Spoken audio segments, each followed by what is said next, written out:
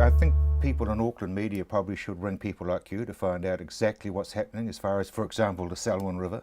That would have been helpful. I mean, anybody that saw the Sunday program about the Selwyn River, it started with a complete untruth to start with. I mean, the Selwyn River does not get its flow from westerly rainfall. It requires a dirty southeasterly. Everybody in Canterbury knows to get the Selwyn to run, we need a good old dirty southeasterly that lasts for 3 or 4 days, and then it's a foothills river. It doesn't get spillover from northwesterly rain.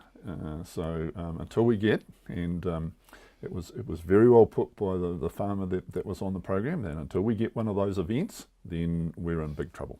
And so that started the story, and I was probably a bit on the back foot then, because I thought, well, it'd be really nice to start with where the source of the rain comes from for this river, and not give a myth that all this westerly rainfall that falls doesn't make it to the coast. It does make it to the coast. It just happens to come down the alpine rivers, the Waimakariri, the Rakaia, the Huranui, the Waia, those rivers. So you would have got tense. Yeah, I was a little tense, yes.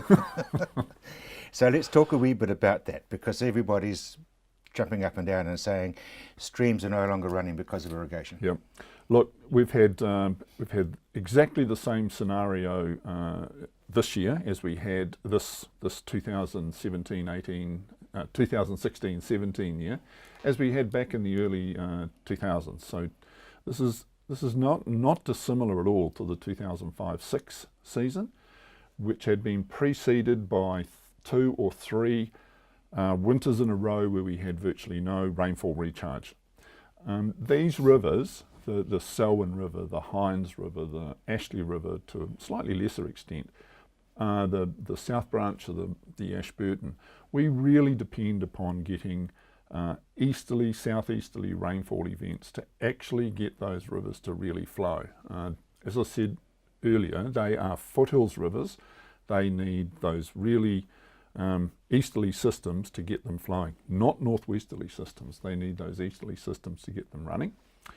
And that's what provides us with our groundwater recharge for abstraction for irrigation. And that is why I've been sort of harping on about the fact that we need these really big rainfall events during this coming winter. And same thing happened just on the program last night. The farmer that was on there said, yes, we need a really big rainfall. He was talking about getting 5 or 6 inches. I'm talking about getting twice that to actually get recharge back into the groundwater system and back into those rivers and get them flowing again. When we don't have any easterly rainfalls for 3 or 4 winters in a row, those rivers and the groundwater systems are hiding to nothing, because the water doesn't stay in the groundwater system. It's on a southeasterly course to the sea. And without that recharge, then we don't get it into the rivers and we don't get it into the groundwater system.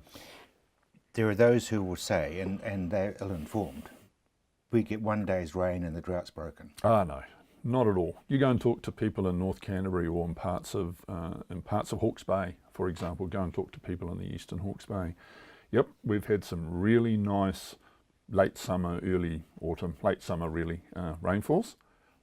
But I've got a client in North Canterbury that says same thing. He needs 5 inches to actually get him out of the drought. He's had 50 millimetres, 2 inches, and that's not enough. So we know that we need to recharge the whole soil profile, not just the root zone, to get them out of the drought and get them set up for the next 2 or 3 seasons. Let's talk about looking backwards a wee bit. It's been a pretty good season for people. Yes, it has been a pretty good season. A lot of our cropping farmers, for example, have had really good seasons. I mean, if you go into the Hawke's Bay, for example, they had up until recently, they've had a fantastic season for growing things like onions, because they had not high demand during the growing season, and then they had perfect harvest weather.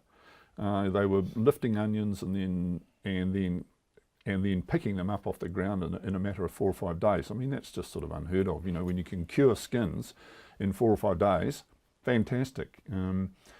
We might have complained, lots of complaints about the summer, so to speak, but in terms of cereals, for example, in Canterbury and all over Canterbury, It's been a great season for growing cereals. We've had, you know, that sort of pretty average English sort of weather, and we grow English varieties.